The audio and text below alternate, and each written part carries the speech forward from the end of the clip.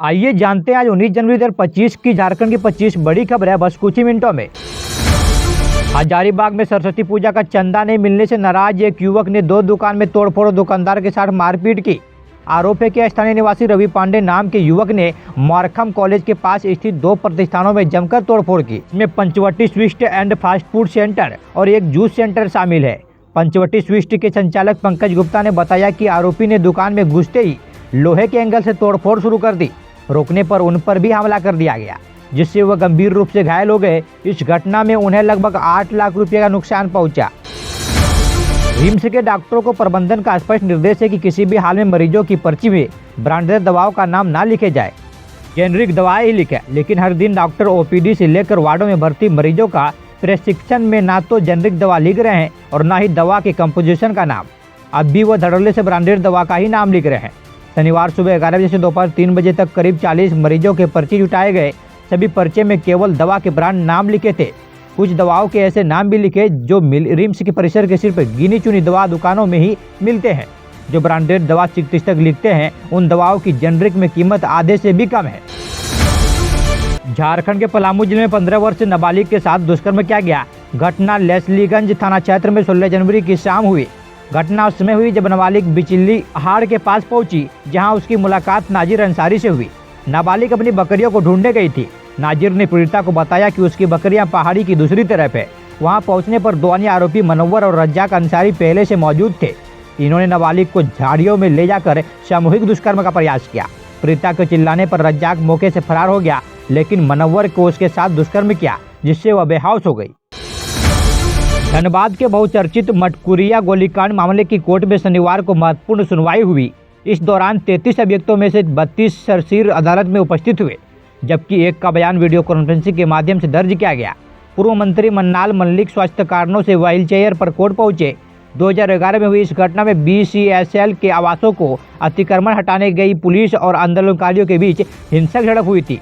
इस दौरान चली सैकड़ों राउंड गोली में 4 लोगों की मौत हो गई थी और तत्कालीन SP RK धान घायल हो गए थे। तत्कालीन SDO जॉर्ज कुमार की शिकायत पर 38 लोगों के खिलाफ आरोप पत्र दायर किया गया था, जिनमें से 5 अभियुक्तों की मृत्यु हो चुकी है। डकैती, आर्म्स एक्ट, लूट, छिनतई, चोरी और नशे के कारोबार में 6 बार जेल जा चुका है। फिर लगातार छिनतई की घटनाओं को अंजाम देने वाले मुख्य अभियुक्त सहित 3 आरोपियों को जगन्नाथपुर थाना की पुलिस ने गिरफ्तार किया। अभियुक्तों को पुडांग OP क्षेत्र के IMS चौक निवासी बाबला अंसारी, मस्जिद टोला पुडांग का रहने वाला परवेज अंसारी और इमरोज अंसारी शामिल है। छिनतई गिरोह का मास्टरमाइंड बाबला अंसारी उर्फ फैसल उर्फ फैजल उर्फ बबलू है। उस पर अलग अलग थाने में 16 मामले दर्ज है। वह 2015 से अपराध कर रहा है। वह पहली बार 2015 में धुरवा थाना क्षेत्र से चोरी मामले में जेल गया था। उसके बाद से लूट, छिनतई, डकैती, आर्म्स एक्ट और नशे के धंधे में शामिल होने के आरोप लगातार जेल जाता रहा, लेकिन जेल से जमानत पर बाहर आने के बाद फिर से अपराध करता रहा। बाबला अंसारी अपनी सहयोगियों के साथ लगातार जगन्नाथपुर, डोडरंदा, धुरवा व अरगोड़ा थाना क्षेत्र में छिनतई की घटना को अंजाम दे रहा था। ये लोग महिलाओं व छात्राओं को शिकार बना रहे थे। सिटी SP राजकुमार मेहता ने बताया कि इस साल जनवरी में 18 दिनों में इस गिरोह ने छिनतई की 16 घटनाओं को अंजाम दिया। केंद्रीय मंत्री अन्नपूर्ण देवी ने शनिवार को रांची स्मार्ट सिटी कॉरपोरेशन में बने command control and communication centre का निरीक्षण किया। इस दौरान उन्होंने देखा कि कैसे कमांड सेंटर से पूरे शहर की निगरानी की जा रही है। चौक चौराहों के आसपास यातायात नियमों को तोड़ने वाले, जाम लगाने वाले या नो पार्किंग जोन में वाहन खड़ा करने वाले लोगों पर यही से नज़र रखी जा रही है। इसके अलावा पुलिस सर्विलांस और अपराध अनुसंधान में मिल रही मदद की जानकारी ली। स्मार्ट सिटी के पदाधिकारियों ने बताया कि यह सेंटर 24 घंटे काम कर रहा है। इससे ट्रैफिक मैनेजमेंट में काफ़ी मदद मिल रही है। अन्नपूर्ण देवी ने कहा कि सबसे पहले गुजरात में इस तरह का सेंटर देखा था। रांची में ऐसा सेंटर बनाना बेहद सुखद है।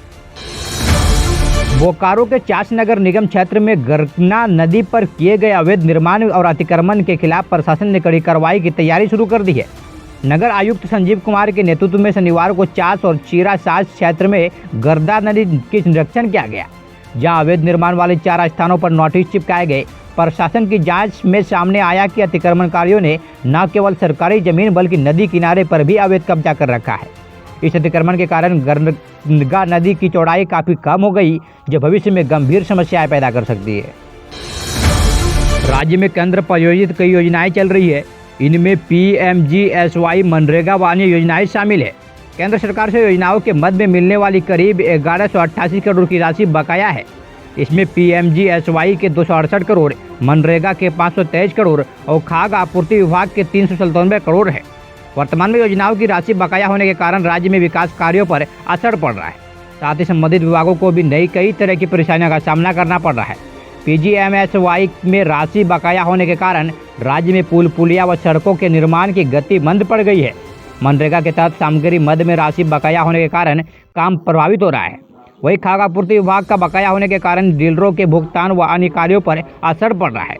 संबंधित विभागों द्वारा केंद्र से लगातार राशि की मांग की जा रही है। किन योजनाओं व किस मद में केंद्र से मिलने वाली कितनी राशि बकाया है। झारखंड में कंबल वितरण को लेकर एक बड़ा विवाद सामने आया है। जमशेदपुर पश्चिमी के विधायक सरयू राय ने मुख्यमंत्री हेमंत सोरेन को पत्र लिखकर इस मामले की जांच की मांग की है। विधायक का आरोप है कि विशेषकर ग्रामीण क्षेत्रों में वितरित किए जा रहे कंबल की गुणवत्ता बेहद खराब है। कंबलों को धोया जाए तो और भी ज़्यादा खराब हो जाएंगे। सरयू राय ने बताया कि इस बार कंबल वितरण की प्रक्रिया में बड़ा बदलाव किया गया है। पहले जहां हर जिले में स्थानीय स्तर पर कंबलों की खरीद होती थी, वहीं इस बार राज्य के सभी 24 जिलों के लिए कंबलों की आपूर्ति रांची से की जा रही है। उनका कहना है कि ग्रामीण क्षेत्रों में बांटे जा रहे कंबल इतने हल्के और घटिया क्वालिटी की है कि वह पुराने कपड़ों के धागों से बने प्रतीत होते हैं। यहाँ तक कि अगर इन कंबलों को धोया जाए तो ये और भी ज़्यादा खराब हो जाएंगे। रामगढ़ पुलिस ने एक बड़ी कार्रवाई करते हुए 2 अपहरणकर्ताओं को पकड़ा। शनिवार को आरोपियों ने एक व्यक्ति को बंधक बनाकर उससे 50,000 रुपये की जबरन वसूली की। पुलिस ने आरोपियों के पास से लोडेड पिस्टल, नशे का इंजेक्शन और एक काली स्कॉर्पियो बरामद किया। पीड़ित धनंजय कुमार सिंह ने बताया कि आरोपियों ने उन्हें बाजार टांड स्थित अपने किराए के मकान में बंधक बनाया था। पिस्टल की नोक पर धमकार उनके खाते से 50,000 रुपये ट्रांसफर करा लिए गए।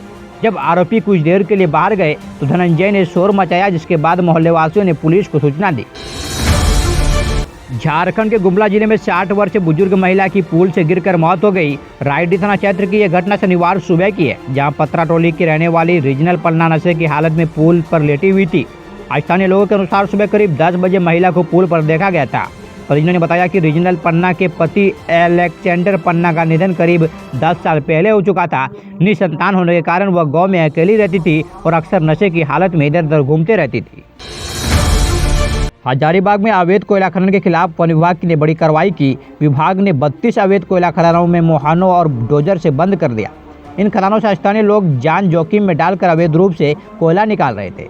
जानकारी के अनुसार बड़कागांव क्षेत्र में कई जगहों पर छोटे छोटे मुहाने बनाकर अवैध खनन किया जा रहा था। स्थानीय लोग इन खदानों से कोयला निकालकर जिले के विभिन्न फैक्ट्रियों और ईंट भट्टों को सप्लाई करते थे।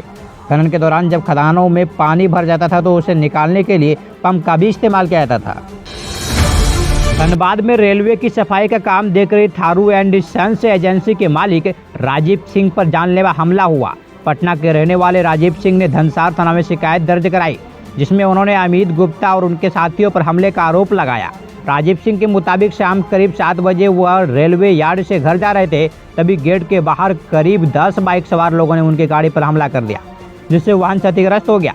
उन्होंने आरोप लगाया कि सितंबर अक्टूबर में अमित गुप्ता लगातार फोन कर 5 लाख रुपये वन टाइम और 50,000 रुपये मासिक रंगदारी की मांग कर रहा था।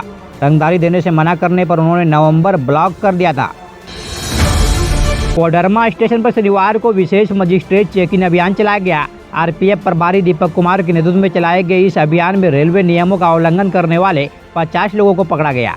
इनमें महिला और विकलांग आरक्षित कोच में अनधिकृत यात्रा करने वाले, बोगी के पायदान पर सफर करने वाले, अवैध रूप से रेल लाइन पार करने वाले और ट्रेन व स्टेशन परिसर में धूम्रपान करने वाले यात्री शामिल थे।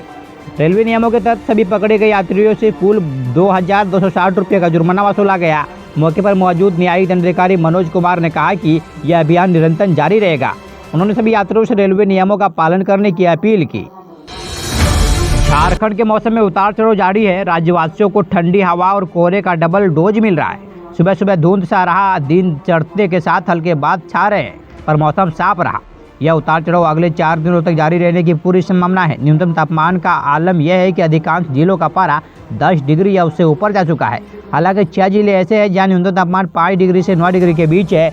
मौसम विभाग ने इस जिलों में शीतलहर को लेकर अलर्ट रहने का कहा। मैया सम्मान योजना में लगातार गड़बड़ी सामने आ रही है। अब गढ़वा में ऐसे ही फर्जीवाड़े का खुलासा हुआ। कूपा पंचायत के ग्राहक सेवा केंद्र CSC संचालक नवीनतम कुमार पटेल, सत्यनारायण गुप्ता और अजीत प्रजाति ने 21 लाभुकों के बैंक खाता नवंबर बैंक खाता नंबर और आईएफएससी कोड की जगह पोर्टल पर अपने रिश्तेदारों का खाता संख्या डाल दिया।